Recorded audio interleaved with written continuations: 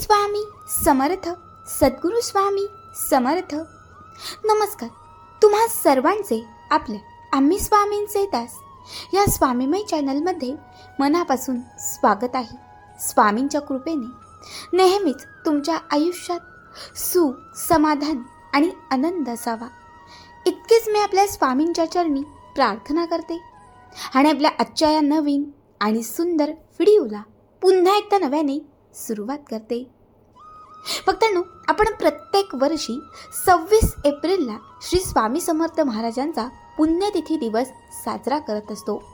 हा दिवस संपूर्णपणे श्री स्वामी समर्थ महाराजांची सेवा करण्यासाठी समर्पित असतो. बघा, हा दिवस प्रत्येक स्वामी भक्तासाठी विशेष महत्त्वाचा असतो. त्यामुळे आपण प्रत्येक वर्षी स्वामींच्या पुण्यतिथीनिमित्त 11 दिवस, 21 दिवस किंवा 7 दिवस अगोदरपासून सेवांची सुरुवात करत असतो. अशाच आपल्या अजनापूर येथील राहणाऱ्या स्वामींच्या परमभक्त ताई सौ शैलजा निमसे या ताईंनी देखील पुण्यतिथीनिमित्त स्वामी महाराजांच्या सर्वात प्रिय असणाऱ्या गुरुचरित्र पारायणाची सुरुवात केली होती. ताईंचं पारायण उत्तमरित्या पार पाडलं आणि पुण्यतिथीच्या दिवशीच या ताईंच्या आयुष्यात एक भला मोठा चमत्कार झाला. आज मी तुम्हाला आपल्या व्हिडिओमध्ये या ताईंचा अत्यंत अद्भुत, अंगावर रोमांच उभे करणारा, डोळ्यातून पाणी आणणारा एक दिव्य अनुभव सांगणार आहे.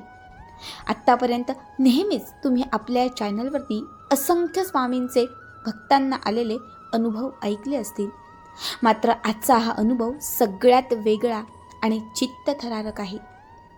बघा, जो भक्त स्वामींची मनोभावे सेवा करतो, मनापासून स्वामींना आवाज देतो, त्याच्या पाठीशी स्वामी कसे उभे राहतात, त्या भक्ताच्या आयुष्यात स्वामी कसे चमत्कार घडवतात, हे दर्शवणारा आजचा हा अनुभव.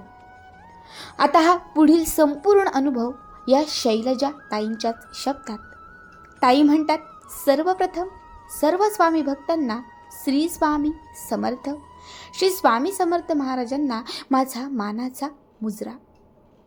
मी दररोज तारक मंत्र म्हणते, तुम्हीही म्हणत असाल. त्यामध्ये पहिलीच ओवी आहे, निशंक होई रे मना, निर्भय होई रे मना, प्रचंड स्वामी बळ पाठीशी ऐक्य आहे रे मना. याच वाक्याची पुरेपूर प्रचिती देणारा माझ्या आयुष्यात काल पुण्यतिथीला घडलेला हा भला मोठा चमत्कार. मी अनेक वर्षांपासून स्वामी सेवेत आहे आणि मनापासून स्वामी सेवा करत आहे. स्वामी कृपेने आयुष्यात सगळं काही उत्तम होतं. मात्र मागच्या 2 महिन्यांपूर्वी माझ्या आयुष्यात अघटित घडलं. माझे पती शिक्षक. आमच्याच गावाशेजारी असणाऱ्या जिल्हा परिषद शाळेवरती ते शिकवण्यासाठी जातात. संध्याकाळी 5:30चा टाईम असेल.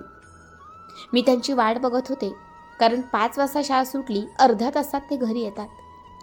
त्या दिवशी मात्र माझे पती घरी आलेच नाही. मी त्यांची वाट बघत होते आणि त्याच दरम्यान फोन आला. तो फोन जेव्हा मी रिसीव केला तेव्हा आमच्यासाठी एक भयानक काळ आला होता. फोनवरती वेगळीच कुणीतरी व्यक्ती बोलत होती, जी अनोळखी होती. त्यांनी इतकंच सांगितलं, तुमच्या पतीचा ॲक्सिडेंट झाला आहे आणि तुम्ही लवकर या. दिलेल्या पत्त्यावर मी आणि माझे छोटे दीर आम्ही तातडीने निघालो. जेव्हा तिथे गेलो तेव्हा माझे पती हे रक्ताच्या थारोळ्यात पडले होते. त्यांचा भयानक ॲक्सिडेंट झाला होता. तोपर्यंत त्यांना कुणीही तिथे उचललं नव्हतं, त्यामुळे रक्त जास्तच गेलं होतं.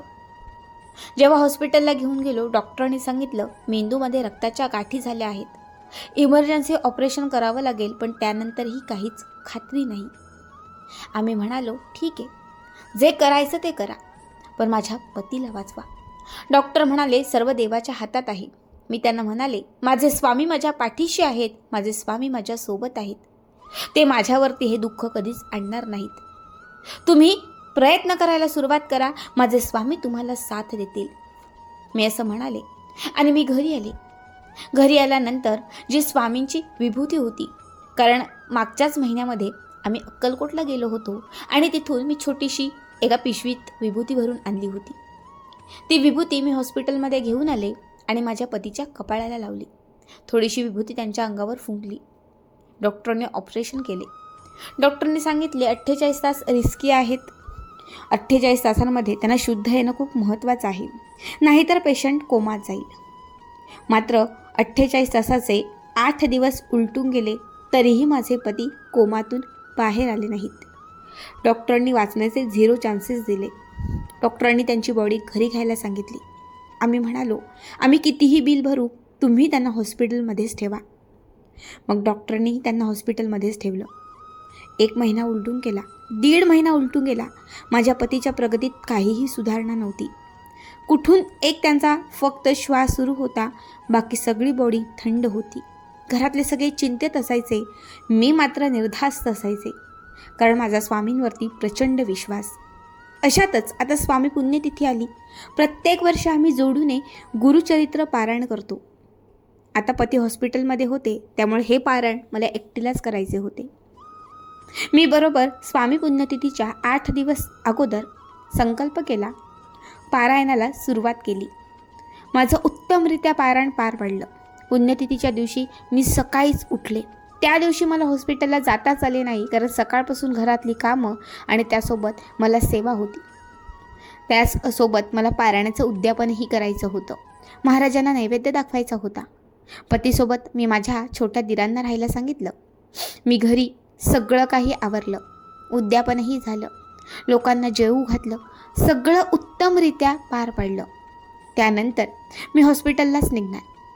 तितक्यातच जे ग्रंथ, गुरुचरित्र ग्रंथ जे मी चौरंगावरती ठेवलं होतं, त्या ग्रंथातून मला काहीतरी आवाज आला. सुरुवातीला मला काहीतरी एखादा पक्षी असेल किंवा एखादा छोटा किडा तिथे असेल असे वाटले. मी दुर्लक्ष केले. निघायची घाई होती, त्यामुळे मी पटापट आवरतच होती. इतक्यातच त्या ग्रंथावरती मला थोडीशी काहीतरी विभूती दिसली. मी जवळ गेल्याने पाहिलं तर या ग्रंथावरती विभूती कुठून पडली म्हणून मी बाजूला बघू लागले. नंतर वाटलं माझ्याकडनंच मगाशी मी थोडीशी विभूती डब्यातून हॉस्पिटलला नेण्यासाठी काढली होती, कदाचित चुकून तिथे पडली असेल. मी पूर्ण ती विभूती साफ केली. त्यानंतर पुन्हा मी माझ्या कामाला लागली. पण 5 मिनटं झाले. 5 मिनटात पुन्हा एक थर त्या गुरुचरित्र ग्रंथावरती विभूतीचा सुरू झाला. आता हा काय चमत्कार आहे मला कळलंच नाही. मी बघतच राहिले. स्वामी हे काय आहे? माझ्या चेहऱ्यावरती थोडंसं हास्यही उमटले. तितक्यातच गुरुचरित्र पारायणाचा जो ग्रंथ आहे त्या ग्रंथातून एक आवाज आला. हा आवाज श्वासाचा, हा आवाज काहीतरी वेगळाच होता आणि स्पष्ट हा आवाज त्या ग्रंथातून येत होता. मी ग्रंथ उलटा सुलटा करून सगळ्या ठिकाणून बघू लागले, कारण की परत एकदा मला हा भास असावा असेच वाटले किंवा एखादा किडा त्यामध्ये असेल असेच वाटले. पण असे काहीच नव्हते. थोड्या वेळाने हा आवाज वाढत गेला. हा आवाज मी रेकॉर्ड केलेला आहे, तुम्ही नक्की ऐका.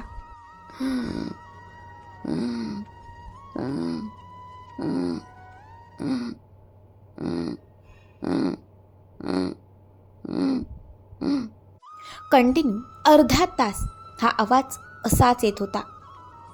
पुन्हा एकदा मला हा चमत्कार कळत नव्हता. मी शेजारी असणाऱ्या जोशी काकूंनाही बोलावले.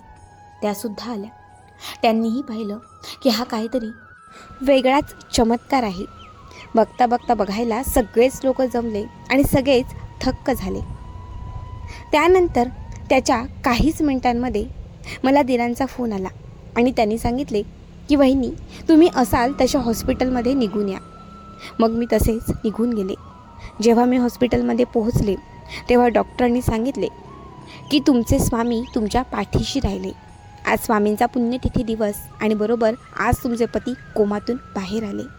जो आवाज त्या ग्रंथातून येत होता तोच आवाज सुरुवातीला माझ्या पतीच्या मुखातून देखील येत होता. म्हणजे स्वामींनी मला साक्षात रूपी तो दृष्टांत दिला आणि तो दृष्टांत माझ्या आयुष्यात चमत्कारासारखा खरा ठरला. ही कालची सत्य घटना.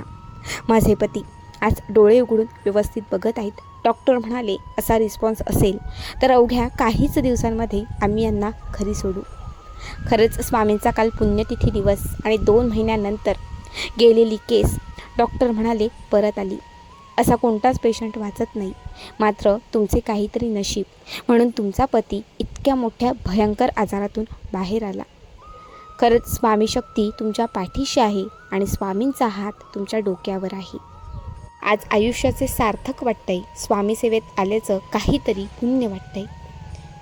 स्वामी नसते तर कदाचित माझे पती नसते, पण स्वामी आहेत म्हणून आज पुन्हा एकदा त्यांनी माझा संसार वाचवला आहे. स्वामींच्या कृपेने आज माझं सौभाग्य मला परत मिळालं आहे. खरंच स्वामी तुमचे कितीही आभार मानले तरी कमीच आहेत. तुमच्यामुळे आज माझं आयुष्य सुखात आहे. श्री स्वामी समर्थ. भक्तांनो, अक्षरशः मनाला लागणारा अद्भुत जेव्हा मी स्वतः अनुभव ऐकला, माझ्याही डोळ्यातलं पाणी थांबत नव्हतं. तुम्हाला आजचा अनुभव कसा वाटला कमेंट करा. तुमचेही काही असे अनुभव असतील तर आपल्या चॅनलवरती शेअर करा आणि असे छान व्हिडिओ पाहण्यासाठी आपल्या चॅनलला सबस्क्राईब करा. कारण तुम्ही आपला चॅनल सबस्क्राईब केल्यामुळे मी पुढचे जे काही व्हिडिओ बनवेन त्याचे सर्वात पहिले नोटिफिकेशन तुमच्यापर्यंत पोहोचेल. श्री स्वामी समर्थ. जय जय स्वामी समर्थ.